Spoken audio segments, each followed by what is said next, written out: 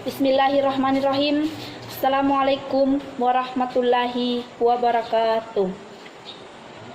Yang terhormat Bapak Rektor Unsulbar Dr. Insinyur Haji Ahsan Jalaluddin MS. Yang terhormat Bapak Dekan Dr. Haji Baharuddin MSI. Yang terhormat Bapak Ibu dosen beserta jajarannya. Yang terhormat Bapak Abdul Muthalib SPD MPD selaku pengampu mata kuliah Bahasa Indonesia. Alhamdulillahirabbil alamin. Assalatu wassalamu ala asrafil anbiya'il mursalin sayyidina Muhammadin wa ala alihi washabihi ajmain, amma ba'd. Puja dan puji syukur kita panjatkan kehadirat Allah Subhanahu wa taala, di mana karunia-Nya lah sehingga kita masih bisa berkumpul di sini. Tak lupa salawat serta salam kita panjatkan ke Nabiullah Muhammad sallallahu alaihi wasallam. Tidak lupa juga para sahabatnya beserta umatnya di akhir zaman. Saya Asra Yuni Karnila dengan NIM F022051 dari Prodi Hubungan Internasional. Di sini saya akan memaparkan pidato saya mengenai kebijakan Prancis di Asia. Hadirin dan hadirat yang saya hormati. Asia Tenggara adalah wilayah dunia yang telah mempunyai hubungan historis dengan Prancis sejak zaman dahulu. Kontak pertama terjadi pada abad ke-16 dengan para pelaut Prancis. Tepatnya pada Normandia, suatu keterangan penting bagi saya. Karena saya seorang wakil rakyat yang terpilih dari daerah Normandia. Para pelaut ini berlabuh di pesisir Sumatera. Selain itu, adapun hubungan manusia menjadi kenyataan, pertemuan antara Prancis dan Asia Tenggara tak luput dari konflik. Semua orang mengetahui derita yang ditimbulkan oleh zaman kolonial. Saya tidak melupakannya, namun saya ingin mengingat hubungan kemanusiaan, kebudayaan, dan keterikatan batin yang berjalin di antara kita semua.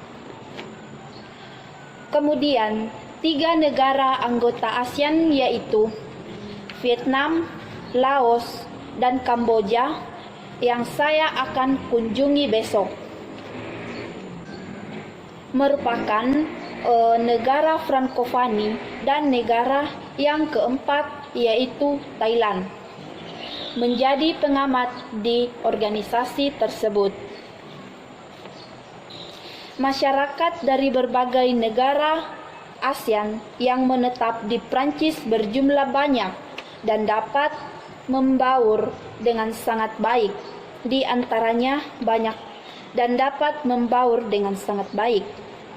Di antaranya terdapat tokoh-tokoh terkenal. Saya ambil contoh penyanyi asal Indonesia yaitu Anggun, atau beberapa senias dan sejumlah pengusaha dan bahkan dokter.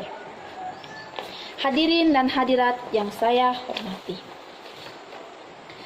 Aspek lain yang sama dari visi dunia kita tertuang dalam komitmen kita bersama terhadap multipolaritas.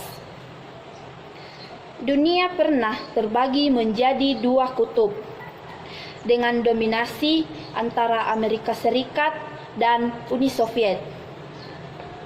Kemudian, selama satu episode singkat dunia berubah menjadi unipolar dengan dominasi Amerika Serikat. Kita masing-masing berharap agar di masa mendatang dunia memiliki banyak kutub dengan multipolaritas yang teratur. Untuk saat ini, menurut saya, dunia berada dalam kondisi zero polar. Itulah sebabnya Perserikatan Bangsa-Bangsa lumpuh dan kita tidak dapat menyelesaikan konflik-konflik besar seperti misalnya konflik Syariah yang sedang terjadi saat ini. Jika ingin keluar dari dunia yang zero polar ini, kita tidak mengharapkan hubungan bipolar terbentuk kembali dalam bentuk kedua antara Amerika dan Cina. Konon, Amerika Serikat maupun Cina sendiri tak menginginkan hal tersebut.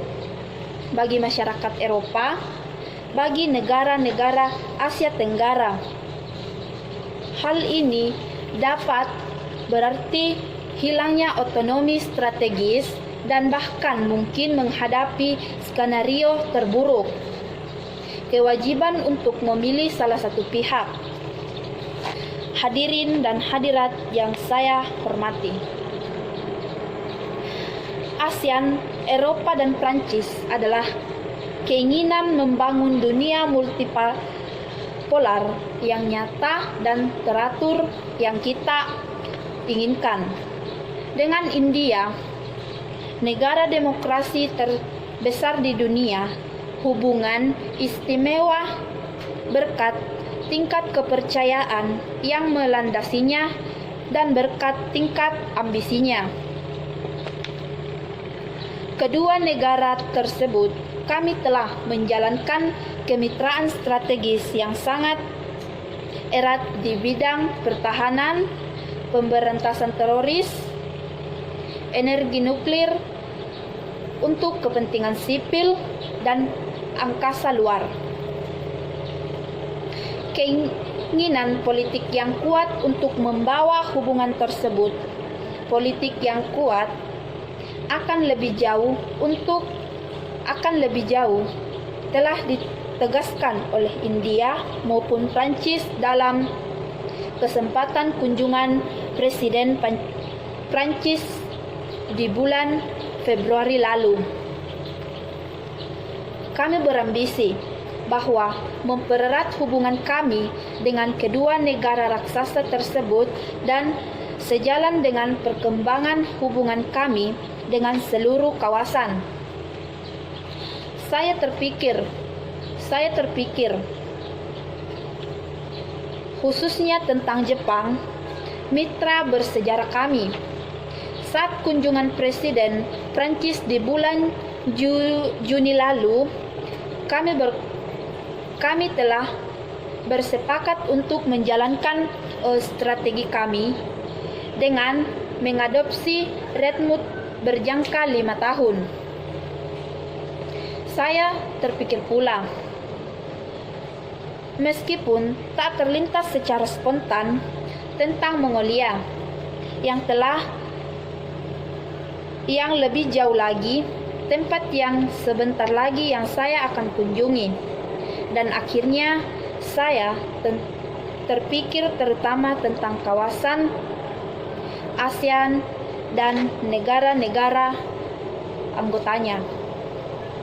Hadirin dan hadirat yang saya hormati, saya menyadari bahwa di masa lalu Prancis tidak cukup hadir di Asia Tenggara. Karena dari sudut pandang itu, fakta bahwa saya menjadi Menteri Luar Negeri Prancis pertama yang datang ke Indonesia 17 tahun yang lalu adalah buktinya. Kini, keadaan telah berubah. Dalam ASEAN, Indonesia yang mewakili 400% penduduk dari PBB ASEAN yang merupakan negara kekuatan ekonomi baru dan negara demokrasi terbesar, tentu saja merupakan mitra utama bagi saya. saya merasa senang dan komitmen di kancah regional, tetapi juga menguat di persatuan internasional. Hadirin dan hadirat yang saya hormati, mungkin hanya itu yang sempat saya sampaikan. Apabila ada baiknya, itu datangnya dari Allah Subhanahu wa Ta'ala. Apabila ada buruknya, itu datangnya dari diri saya pribadi. Wabillahi taufik wal hidayah. Assalamualaikum warahmatullahi wabarakatuh.